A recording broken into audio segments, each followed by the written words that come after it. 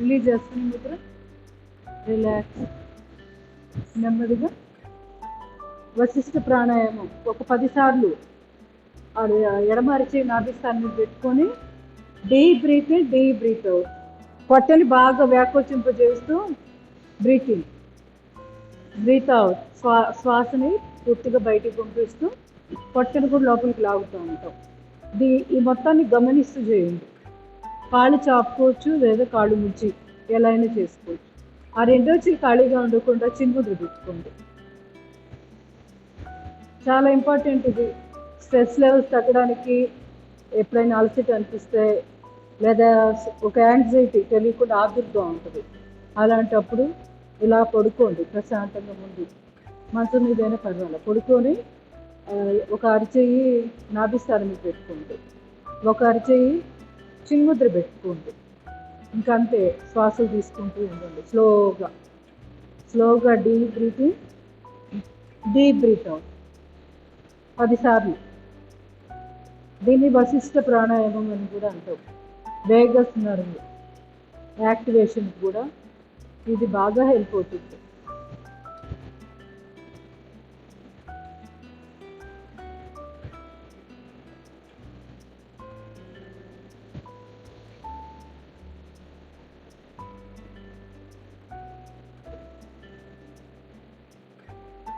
తెలియకుండానే ఒక ప్రశాంతత వస్తుంది.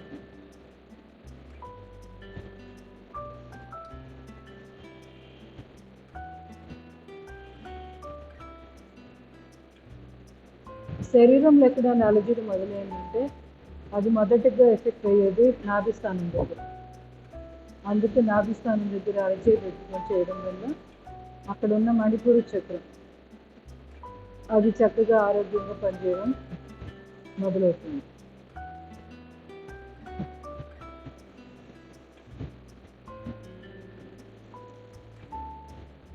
Slowly slowly release. ఇప్పుడు మర్కటాసనం చేద్దాం. 2 చేతులు బాడీకి ఇరువైపులా, 2 కాళ్ళు ముడవండి. ఎడం వైపుకి బెండ్ చేసి పాదం మీద పాదం, మోకాలు మీద మోకాలు. తలకుడి వైపు.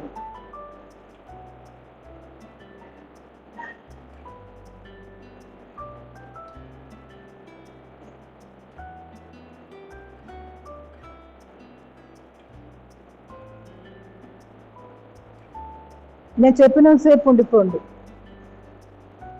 ఒక టైం ప్రకారంగా ఏదో 10 సెకండ్లు 5 సెకండ్లో ఉండి రిలీజ్ చేయడం అలా చేయొద్దు. ఒక్కసారి ఎక్కువసేపు చెప్తాం కదా, అది కూడా అలవాటు పడాలి.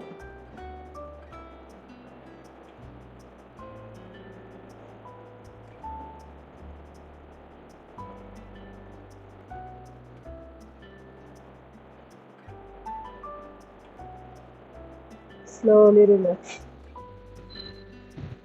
సెంటర్లోనే ఉండిపోండి. ఇప్పుడు అబ్జర్వ్ చేయండి, అటు పక్కకు అన్నప్పుడు ఇలా సెంటర్కి వచ్చినప్పుడు న్యూట్రల్గా అయినప్పుడు ఏమైనా మార్పులు జరుగుతున్నాయా అవన్నీ గమనిస్తూ ఉండండి. వెన్నుపూసలో, తొడభాగంలో, పిరుదుల్లో ఏమైనా మార్పులు. మళ్ళీ ఇప్పుడు రైట్ సైడ్.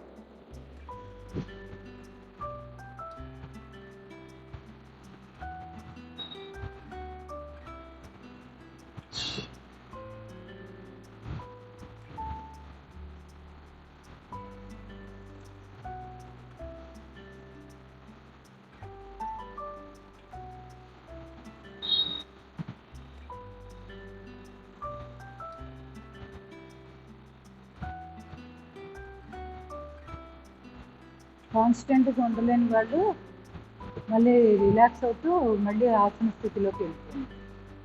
ఒకవేళ కంటిన్యూస్గా చేయలేకపోతున్నాం, ఇబ్బందిగా ఉంది అనుకుంటే బలవంతంగా చేయాల్సినంత అవసరం లేదు. కాకపోతే ఉండగలిగే వాళ్ళు ఉండండి, మంచిది.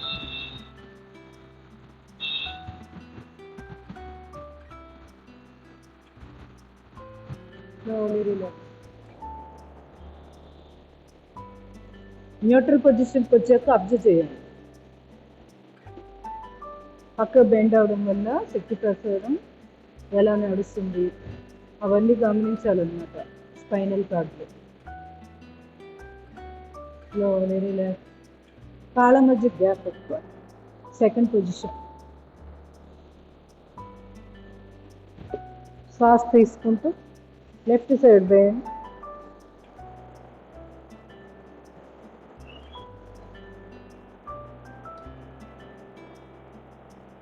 రెండు చేతులు చిన్ముద్ర పెట్టుకోండి.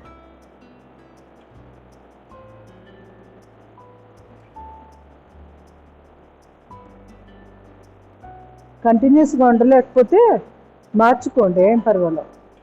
2 సార్లు చేస్తారు, మేమంతా ఒకసారి చేసేటప్పటికి వీళ్ళు 2 సార్లు చేస్తారు చేయలేని వాళ్ళు.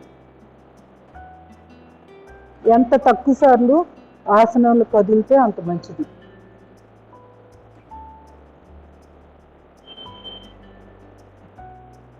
ఇక్కడ కూడా deep breath in, breath out. అట్లా శ్వాసల మీద దృష్టి పెడితే ఆసన స్థితిలో ఉన్నది కూడా గుర్తుండదు, ఆటోమేటిక్గా ఎక్కువసేపు ఉండగలుగుతాం. శ్వాస మీద దృష్టి కేంద్రీకరిస్తూ చేస్తున్న భంగిమలో ఎక్కడైనా నొప్పి వస్తుంటే అక్కడికి లైఫ్ ఫోర్స్ ఎనర్జీ ఆజ్ఞాచక్రం దగ్గర నుంచి సంకల్పం చేస్తూ ఆయా భాగాలకు పంపిస్తున్నట్లు. అమృతాసనంలో చెప్పుకున్నాం కదా, సేమ్ అదే ఇక్కడ చేస్తాం. Slowly relax. సెంటర్కి వచ్చేయండి. గమనించండి, మొత్తం తొడభాగంలో నొప్పులు ఆ పీకినట్టు శక్తి ప్రసారం నడుస్తూ ఉంటుంది కదా, ఆ నొప్పి రూపంలో ఉన్న శక్తిని గమనిస్తూ రిలాక్స్ రిలాక్స్. Deep breathing. ఆజ్ఞాచక్రం నుంచి బ్రీత్ అవుట్ చేస్తూ ఆయా భాగాల్లో నొప్పి ఉన్న ప్రదేశాల్లో దృష్టి కేంద్రీకరిస్తుంది. Slowly right side bend. తల ఎడం వైపు. ప్రశాంతంగా ఎవరు మిమ్మల్ని ఏం తొందర పెట్టలేదు, ఉండగలిగిన సేపు ఇబ్బందిగా ఉంది అనుకుంటే న్యూట్రల్ పొజిషన్కి వచ్చి గమనిస్తాను. మళ్ళీ ఇంకొకసారి చేయండి.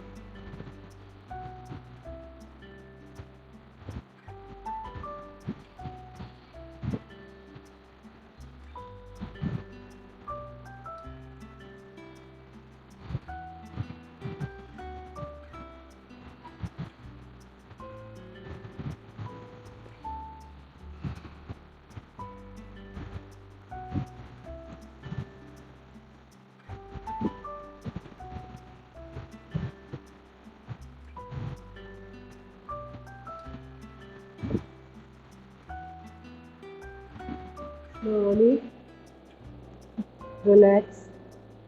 న్యూట్రల్ పొజిషన్కి వచ్చి గమనిస్తూ ఉండండి. కాళ్ళ మధ్య గ్యాప్ పెట్టేసి ఇలానే ముడిచి గమనిస్తూ చేస్తాం.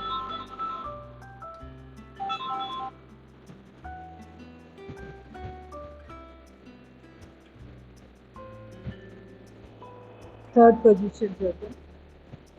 రెండు కాళ్ళు చాపండి, కుడి కాలు లిఫ్ట్,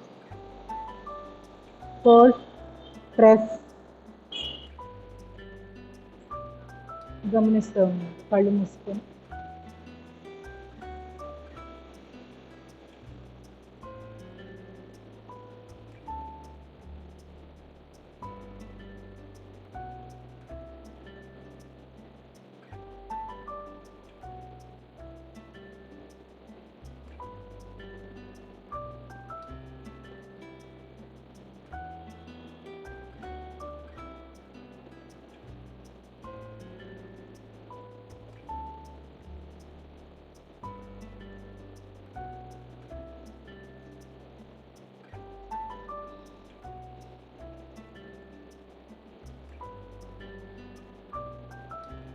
నెమ్మదిగా ఈ ముడిచిన కాలుని ఎడమ కాలు పక్కగా బయట వైపు పెట్టండి.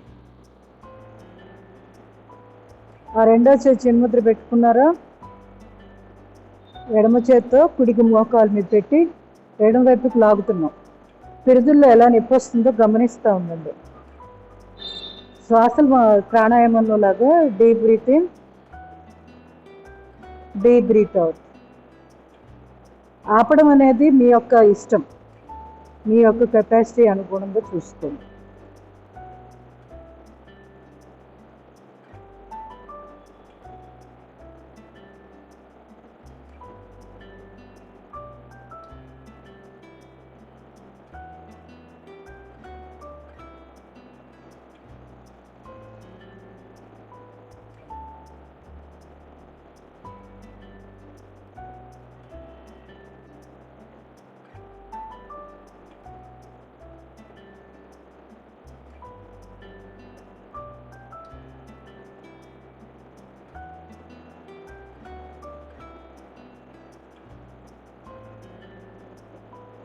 ఈ చాపిన కాలు పాదాన్ని పడుకోబెట్టి తొడభాగాన్ని బిగిస్తూ పైనున్న హిప్ జాయింట్కి ఎక్సర్సైజ్ చేస్తున్నాం. తొడభాగాన్ని బిగించి వదిలి చేయడం అంతే.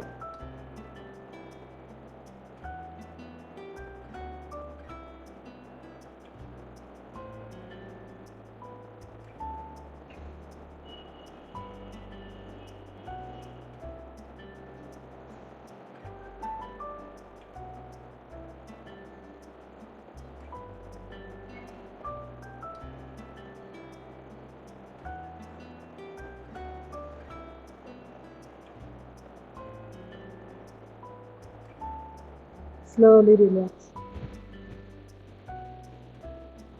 ఇప్పుడు ఎడమ కాలు లిఫ్ట్, ఫోల్డ్, ప్రెస్.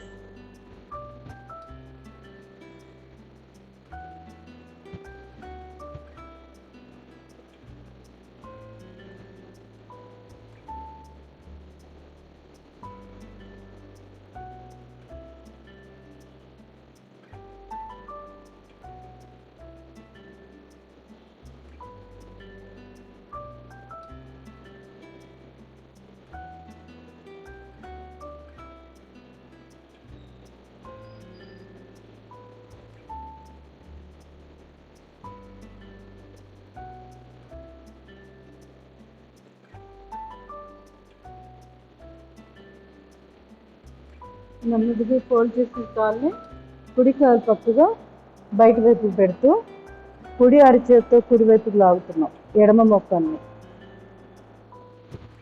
అలా ఆపోజిట్ డైరెక్షన్ లాగుతూ పిరుగుల్లో బ్యాక్ పార్ట్లో ఎలా పెరిగి వస్తుందో గమనిస్తాం. సయాటికి చాలా బాగా ఉపయోగపడుతుంది, మోకాళ్ళ నొప్పులు కూడా.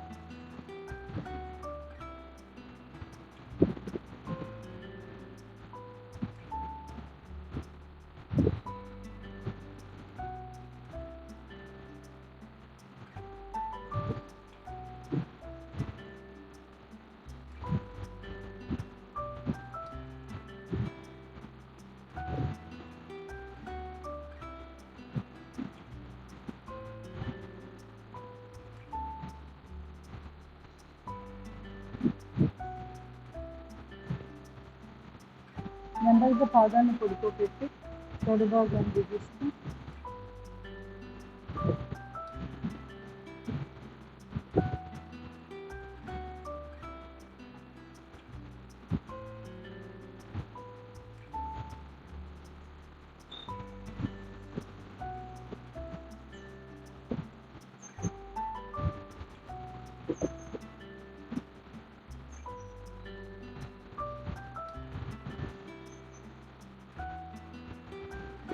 slowly relax. రిలాక్స్. అబ్జర్వ్ చేయండి.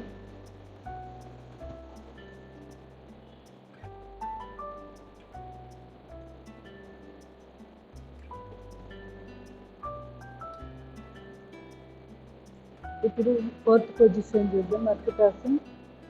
కుడి కాలు లిఫ్ట్, ఎడమ చేతులు పెట్టండి.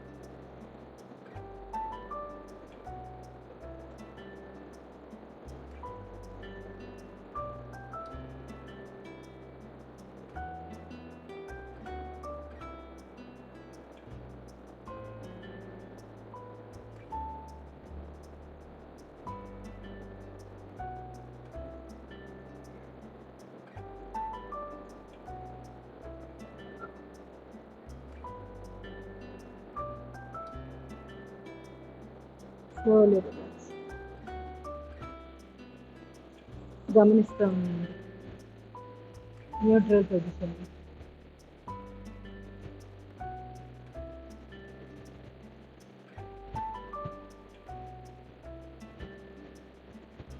ఇప్పుడు ఎడమ కాలు కుడి అరచేతిలో.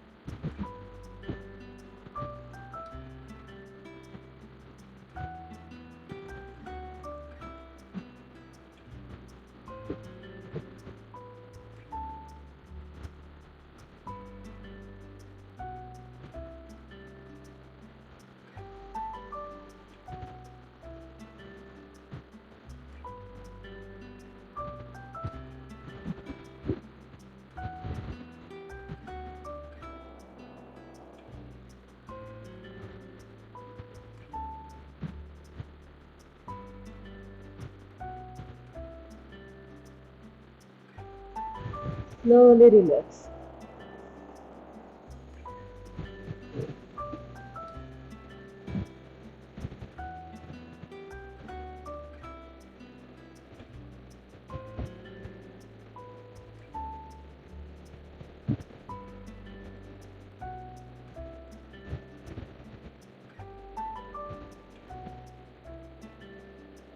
Slowly relax.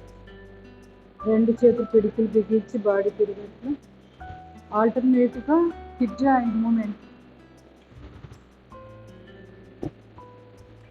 తొడభాగాన్ని బిగిస్తూ కాలు పైకి లాగుతుంది.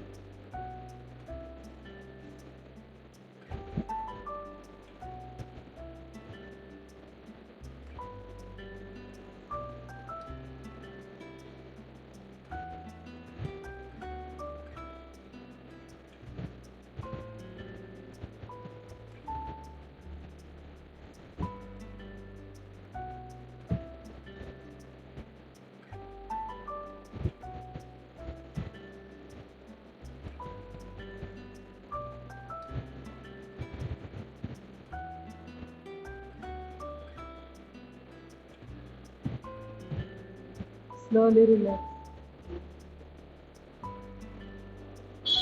నెమ్మదిగా రెండు కాళ్ళు తొడభాగాన్ని బిగిస్తూ వదిలి చేస్తాం.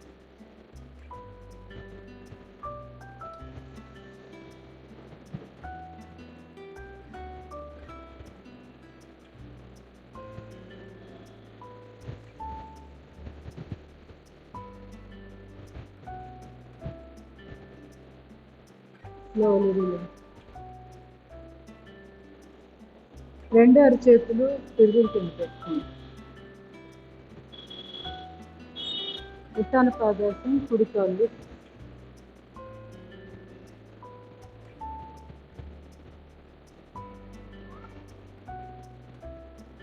Slowly relax.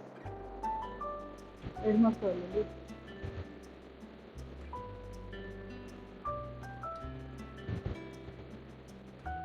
Slowly relax.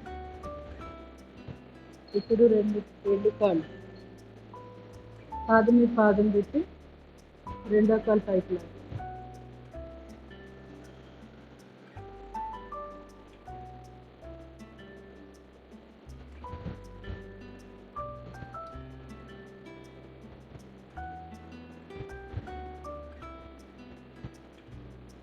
Slowly relax. నౌకాసనం. రెండు చేతులు కాలు తొడలు. శ్వాస తీసుకొని తల ఛాతీ భాగం కాలు.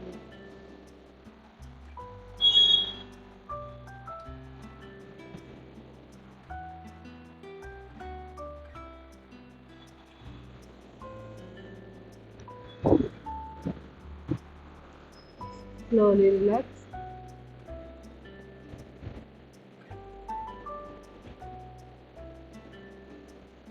Cycling చేద్దాం.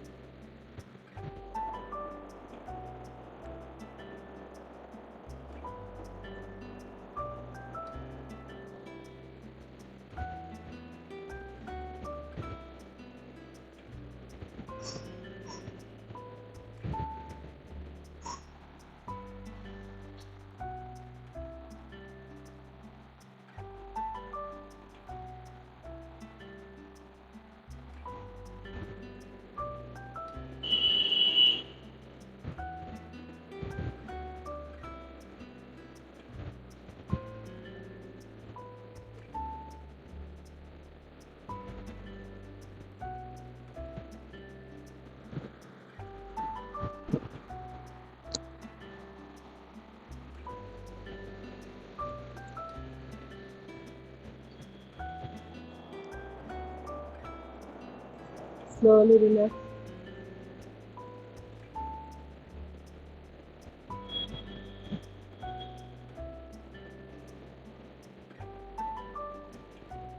రెండు చేతులు కాలు మెడల దగ్గర పట్టుకుంటూ చేతి బంద.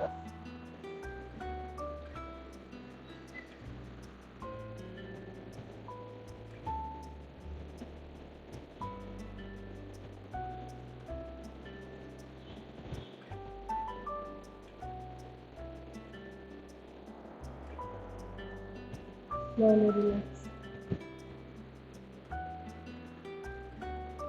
Chandrasana.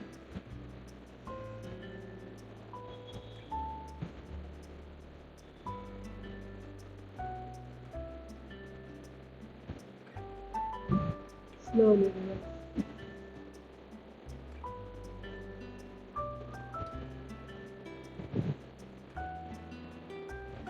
రెండు కాళ్ళు చాపి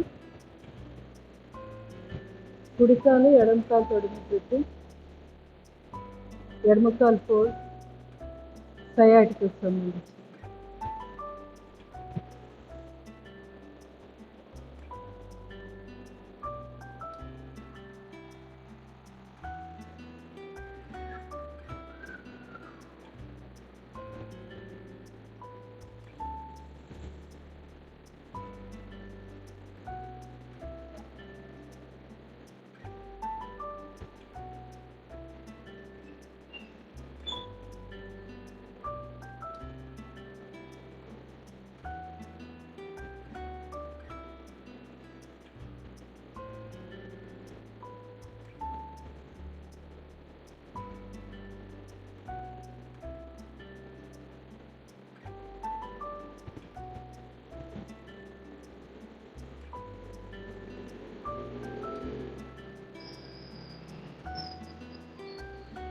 Slowly relax.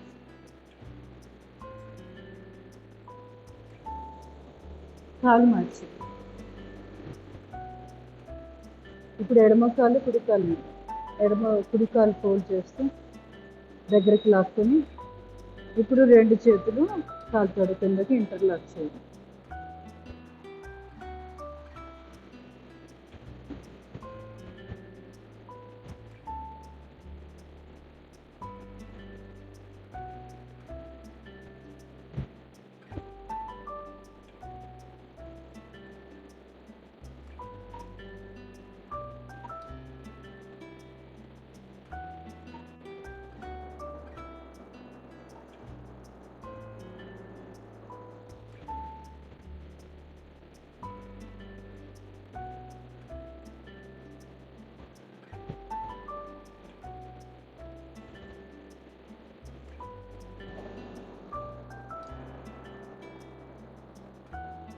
Slowly relax. ఇప్పుడు ఎడమకాలు కుడికాలు మీద వేసేసేయండి, తొడల మధ్య గ్యాప్ లేకుండా. సైడ్ ఉన్న కాలు ఆపోజిట్ చెయ్యి ఆ కాలు మోకాల దగ్గర పెట్టి లాగుతుంది. నా కుడి చెయ్యి పైన ఉంది, సో కుడి చేతి పెట్టి కుడివైపు లాగుతుంది. చాలా ఆపోజిట్ డైరెక్షన్. ఆ కింద కాలు నిలబెట్టాను.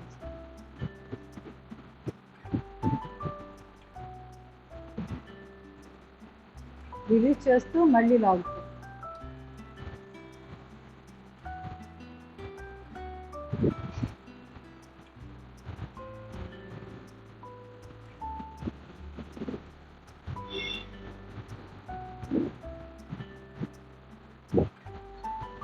Slowly relax. కాలు మార్చి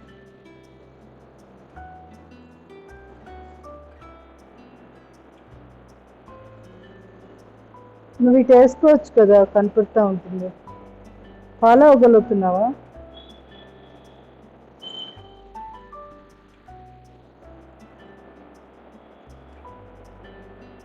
లాగుతూ మళ్ళీ రిలీజ్ చేసుకుంటూ అక్కడే ఇలా 10 సార్లు చేసుకోవచ్చు. సయాటికా, పెద్దల బ్యాక్ పార్ట్లో నొప్పున్నా, లోయర్ బ్యాక్కి అన్నిటికీ పనికొస్తుంది.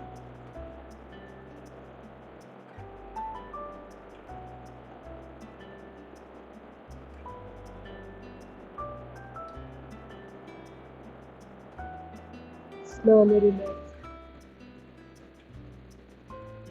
ఇప్పుడు పైన కాలు అలానే పొజిషన్లో ఉండండి. పడుకోబెట్టండి.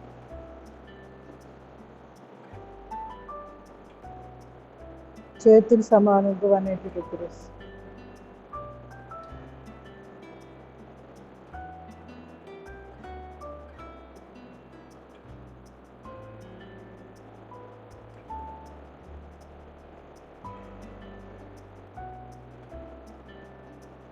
Other side.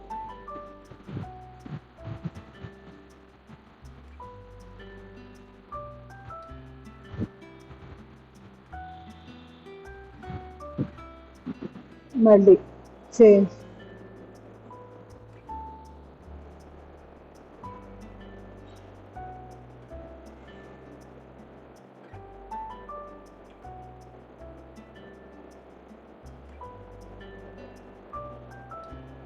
Other side.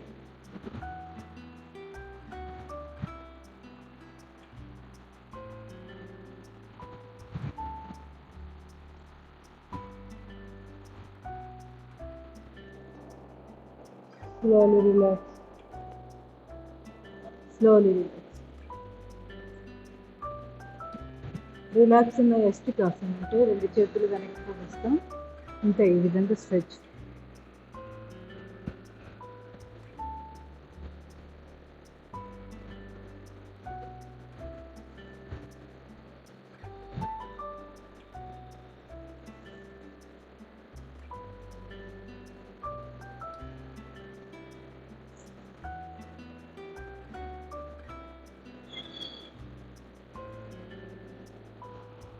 రెండు చేతులు తల కింద ఇంటర్లాక్ చేసి శ్వాస తీసుకుంటూ శ్వాస వదిలేసేట్టు. బొమ్మ నేను లేవలేకపోయాను, ఇవాళ లేవలేకపోయాను.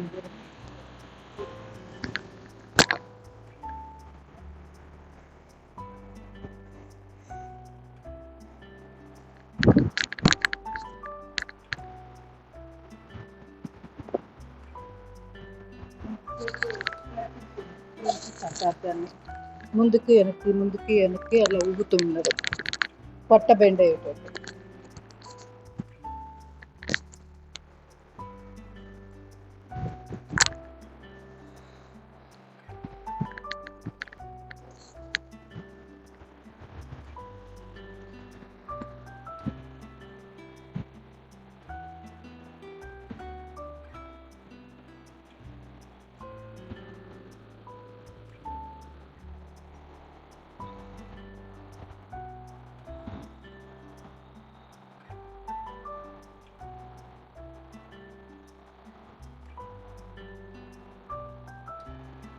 Slowly relax.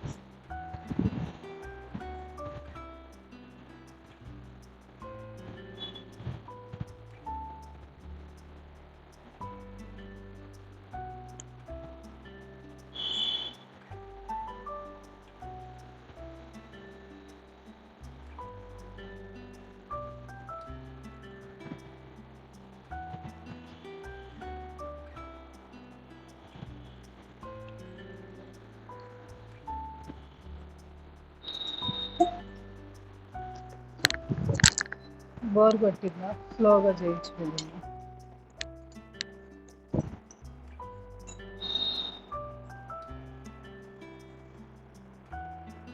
స్లోగా చేస్తామని బోర్ అనిపించిందా?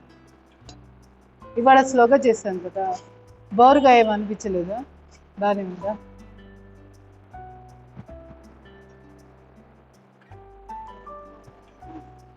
మీరు చేయగలిగారుగా?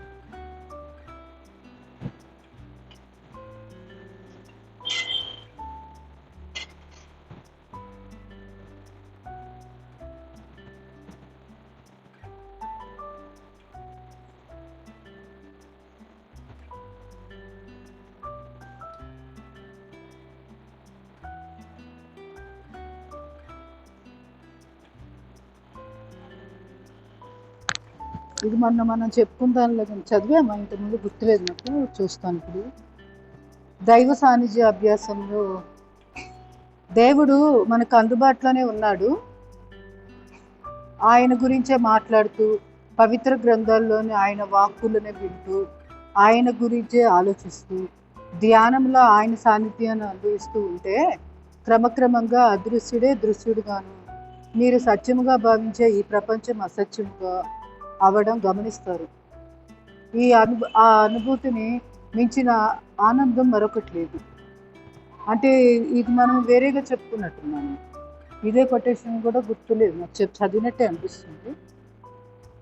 అంటే దైవ సాన్నిధ్య అభ్యాసం అంటే ఏంటంటే, భగవంతుడు మనకి ఆయన ఉనికి ఉన్నట్లుగా ఫీల్ అవ్వాలి అంటే దానికి సంబంధించిన అభ్యాసం ఎట్లా చేయాలి అని చెప్తూ ఏమంటున్నారు, ఆయన మనకు అసలు ఎప్పుడూ అందుబాటులోనే ఉంటాడు. కాకపోతే మనం గమనించలేకపోవడానికి కారణం ఏంటంటే, మనము ఎక్కువగా అంటే సాధన లోపలి. ఆ సాధన ఏంటంటే ఆయన గురించే మాట్లాడుతూ, పవిత్ర గ్రంథాల్లోనే ఆయన వాక్కులనే వింటూ, అంటే పరమాత్మకు సంబంధించిన విషయాలు మాట్లాడుతూ, ఆ విషయాలకు సంబంధించిన గ్రంథాలను చదువుతూ, అట్లాంటి ఆయన వాక్కులను వింటూ, అంటే వేరే వాళ్ళు ప్రవచనాలు చెప్తారు అవి వింటూ ఉండడం ద్వారా, అలాగే ఆయన గురించి ఆలోచిస్తూ, మళ్ళీ అంటే ఆ పరమాత్మ ఆయన తత్వం గురించి ఆలోచిస్తూ ధ్యానంలో కూడా ఆయన సాన్నిధ్యాన్ని అనుభవిస్తూ ఉంటే, అప్పుడు ఆటోమేటిక్గా ధ్యానం చేసినప్పుడు ఆ పరమాత్మ గుర్తొస్తూ ఉంటుంది. ఎక్కువగా మనం ఎవరి గురించి అయితే ఆలోచిస్తూ ఉంటామో వాళ్ళే గుర్తొస్తూ ఉంటారు. కళ్ళలో కూడా వస్తూ ఉంటారు, మీరు గమనించి ఉంటారు. సో అట్లా అనమాట. అంటే కళలో కూడా పరమాత్మ కనపడేటట్టుగా ఉండాలి అంటే ఆయనకి సంబంధించిన గ్రంథాలు శ్రవణ, మనన, నిధిధ్యాస అంటారు. అంటే శ్రవణం అంటే వినడం ప్రవచనాల రూపంలో, మననం అంటే విన్నదాన్ని దాని గురించే ఆలోచిస్తుంటాం. ఆ విన్నదాన్ని ఏం చేయాలి, నిధిధ్యాస అంటే ధ్యానంలో అనుభవపూర్వకంగా మనము ఫీల్ అవ్వాలన్నమాట. ఆ పరమాత్మ యొక్క ఉనికిని ఫీల్ అవ్వాలి. సో అట్లా చేసినప్పుడు అంట జరిగే మార్పులు ఎలా ఉంటాయంటే, అదృశ్యుడిగా ఉండే పరమాత్మ ఏమో దృశ్యుడిగా కనపడతాడు. అంటే మనం నిజంగా ఆయన కనపడేటట్టుగా మనకు అనిపిస్తుంటుంది ప్రతి దాంట్లోనూ. అంటే భగవానుడు ఏం చెప్పాడు, అందరిలో నేనే ఉన్నాను కదా, మీలో ఎవరున్నారో అవతల వ్యక్తిలో కూడా ఆత్మరూపంలో అలానే నేనే ఉన్నానని చెప్తారు. సో అది మనకు అర్థమవుతూ ఉంటుంది చూస్తున్న కొద్దీ. ఎదుటి వాళ్ళని చూసినా కూడా ఒక అద్దం పెట్టి మనం అద్దంలో చూసుకుంటే మన ఫేస్ ఎలా కనపడుతుంది, అలాగా మనం ఎదుటి వాళ్ళని చూస్తుంటే కూడా మనల్ని చూసుకున్నట్టే ఉంటుంది అనమాట. ఎప్పుడైతే మనల్ని చూసుకున్నట్టు ఉందంటే మనం ఎక్కువ ప్రేమిస్తాం కదా, ఉన్న వాళ్ళల్లో కల్లా ఎవరైనా వాళ్ళే బాగా ప్రేమిస్తారు. సో అంత ప్రేమ ఎదుటి వారి పట్ల కూడా చూపించగలుగుతాం. సో అట్లాగా కనపడాలి అంటే ఈ సాధన ఎప్పుడు వస్తుందట, శ్రవణము, మననము, ధ్యానము ఇవి చేస్తే ఆటోమేటిక్గా ఆ ఫీలింగ్ వస్తుంది. అప్పుడు సత్యంగా భావించే ఈ ప్రపంచం చూడడానికి ఇది నిజమో సత్యం లాగా ఉంది కదా, అప్పుడు ఇది నిజం కాదు, ఇది అసత్యం అని అవుతుంది, రూఢి అవుతూ ఉంటుంది. సో ఇది ఆ అనుభూతిని మించిన ఆనందం మరొకటి లేదు. అట్లాంటి అనుభూతి వచ్చినప్పుడంట ఒక రకమైన ఆనందం వస్తుంది. ఆ ఆనందాన్ని మించింది ఇంకేది ఉండదు అని చెప్తున్నారు. ఇది గౌరవం. అంటే ఇక్కడ ఏంటంటే అన్నీ మనకు తెలుసు కానీ నమ్మలేకపోతున్నాం. కారణం ఏంటంటే సాధన లోపం. అంటే మనకి సాధన తక్కువగా ఉండడం వల్ల ఏమవుతుందంటే, తీరిగ్గా బాగానే తెలుసుకుంటున్నాము, మాట్లాడేటప్పుడు బాగానే మాట్లాడుతున్నాము, అనుభవపూర్వకంగా వచ్చేటప్పటికనే ఆగిపోతుంది. మన సరైన అనుభవం లేకపోవడం వల్ల వింటున్నా 100,000 సార్లు వింటున్నా మళ్ళీ తెలియకుండా వెనక్కి పోతున్నాం. సో అలా పోవడానికి కారణం ఏంటంటే, కొన్ని వేల జన్మలు సంస్కారాలు స్ట్రాంగ్గా ఉంటాయి. అంత బలంగా గాఢంగా ఉన్న సంస్కారాలు మార్చుకోవాలి అంటే అంతే, మళ్ళీ సాధన చేస్తూ ఉండడమే. కుక్కతోక ఎలా అయితే కనుక పట్టుకుంటే స్ట్రైట్గా ఉంటుంది, వదిలేస్తే మళ్ళీ వంక తిరిగిపోతుంది. అలాగే మన బుద్ధి కూడా అంతే, మన మనస్సు బుద్ధి కూడా అంతే. వదిలేస్తే కొన్ని జన్మల సంస్కారాలు ఉన్నాయి కదా, వాటి ప్రభావానికి లోనైపోయి మళ్ళీ మాయలో పడిపోతుంది. అదిగాక మాయ చాలా బలీయమైంది, దైవికమైంది. పరమాత్మ చెప్పాడు, చెడ్డది కాదు మాయ, దైవికమైంది బలీయమైంది, బలమైంది కూడా. అంటే ఏంటంటే దైవికమైంది అని ఎందుకు చెప్పారంటే మాయ పరమాత్మ నుంచి వచ్చింది. ఆయన అంశలో ఒక భాగం మాయ, 4వ వంతు అంశ మాయగా వచ్చింది. సో అది దైవికమైంది.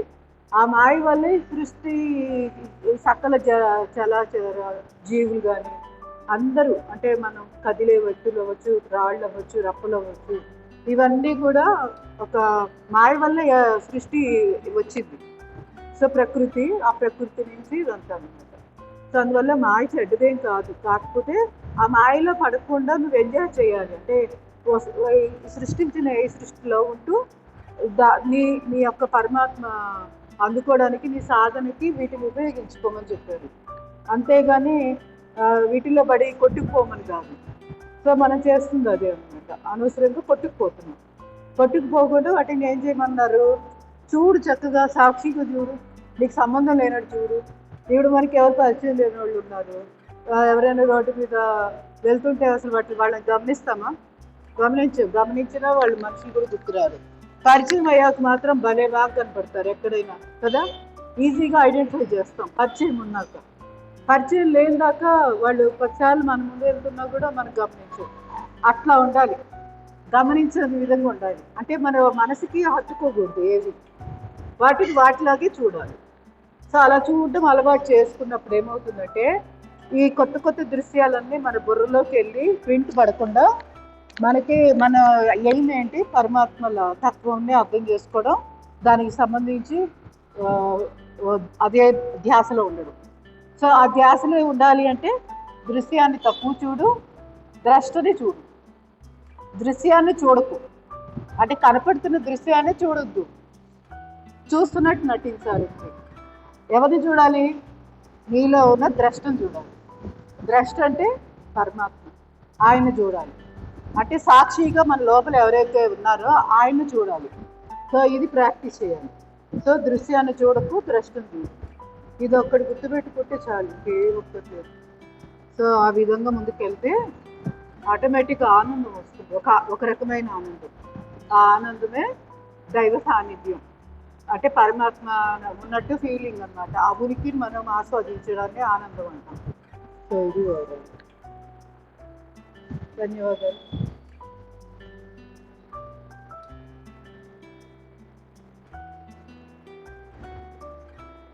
Deep breathing.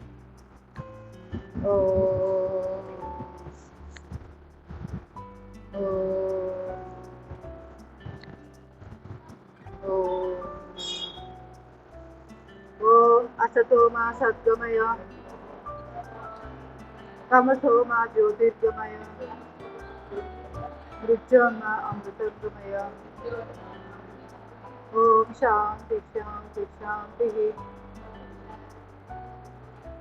हरि ओम. सर्वे जन सुखिनो भवन्तु, लोका समस्ता सुखिनो भवन्तु, समस्त सन्मंगलानि भवन्तु.